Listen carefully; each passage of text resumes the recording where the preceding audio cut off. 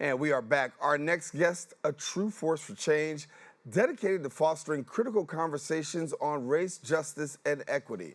Now, with a rich background in academia and the arts, she's committed to empowering underrepresented communities and amplifying their voices. She is the Senior Vice President at CenterState CEO, and also she holds a degree in Integrative Arts from Penn State University, a master's in higher education and student affairs, and a PhD in higher education with a focus on race and equity from Indiana University. And she also made history, I should say, with several of her colleagues as the largest group of black women to graduate with PhD degrees in the School of Education. They were deemed the Great Eight, and you can find them in 2016 Ebony Magazine's Power 100 list. Pleased to have with us CenterState CEO, Dr. Juhanna Rogers, and she is a Senior Vice President up there. And for equity, thank you. Thank you for having me. I'm happy to be here. Glad to have you. And listen, it's a great conversation to have because right now, as we're talking about what's going on across the world, particularly Florida, we can talk about that right now. We know there's a removal of DEI, and we saw many educators, people who lost their jobs just in a moment, simply because of DEI. From your perspective, talk to me about the importance, and let me get first your reaction. I think God and everybody else for doing this work in the state of New York, number one. I feel like here we've made sure that some of the things that we know come out of diversity, equity, and inclusion initiatives are baked into some of the policies, ideas, just practices. My colleagues across the country, unfortunately, aren't as fortunate as I, right? Folks lost their job, as you said, in an overnight, right? And I think my reaction is anger. I'm upset, I'm mad, right? About that, and I'm working with folks across the country to ask, what do we do, right? Because this is impacting folks' livelihood, their career trajectories. I'm quite sure somewhere I might be on a list, right? And why aren't we marching in the streets? That's the question I keep asking myself, because not only is this impacting folks of color, but, you know, coming after women's rights, you know, everything I feel like in the maybe 20th century we worked to move forward, it's getting rolled back. And I'm upset about it, yeah. The importance of it, I mean, let's talk about it. As we said, the importance of DEI. Some people say, the critics say, we don't need it. Things are all right. Right. Your argument is what? My argument is, while I think there are, and I've begun to work with companies, some of the trainings we provide, the education we provide, many leaders are showing up to learn more. But I think the issue is that we have baked in racial ideologies, division, inequitable pay scales, and practices within every industry, educational opportunity, medical practice.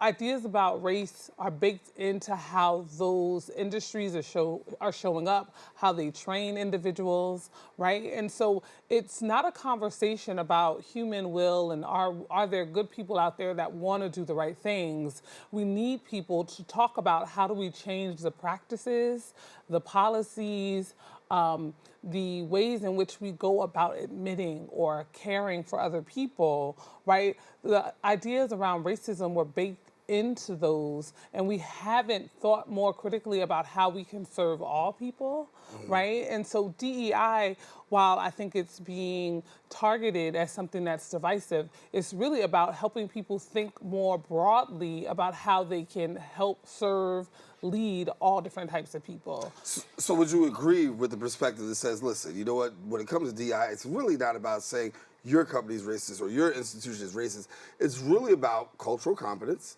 and improving that cultural competence across the workplace. Absolutely. And I think one of the things in working with clients or leaders that we have the fortune of working with oftentimes, it's not so much about them being intentionally focused on holding you back or me back because I'm a black woman. It's like, okay, well, we didn't know that our hiring practices didn't account for different lived experiences, right? And the more we create spaces to talk about how poverty sets people apart, Latino, Black, Indian, Indian, Asian American, right? How it impacts these different populations, then we can't think about how do we recruit differently, right? How do we take into consideration the nuances of faith, race, and gender, right? And how that may impact birthing options for women or persons giving birth, right, across the country. If we don't get really comfortable about talking about those types of things, the intersectionality of people, then how do we come up with solutions, right? And so when we talk about eliminating DEI, what we're saying is, okay, well, we're not going to acknowledge that people live differently or show up differently in different workspaces, and we don't need to consider that anymore because what? Everybody already gets it?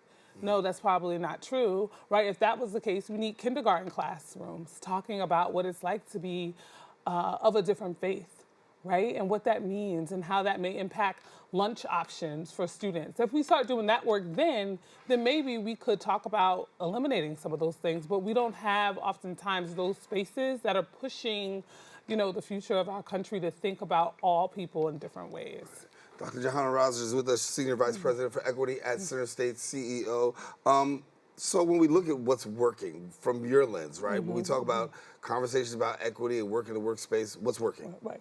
What I think is working is creating the space for conversations. What we saw post-2020 up until today, the diversification of applicants going into different positions, the growth of women of color in leadership, men of color coming into different spaces differently, and folks were having that conversation. How do we market to clientele differently, right? Those spaces were beginning to emerge.